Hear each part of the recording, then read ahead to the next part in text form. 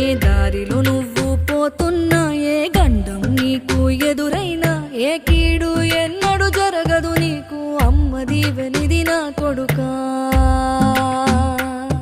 ఈ దిక్కులు నీతో కదిలేను, ఆ చుక్కలి దిష్టి తీసేను, ఏ గాలి ధూళి సోకదు నిన్ను, అమ్మ దీవెనిది నా కొడుకా. ఏ పిడుగుల చప్పుడు వినపడినా, ఏ బూచోడి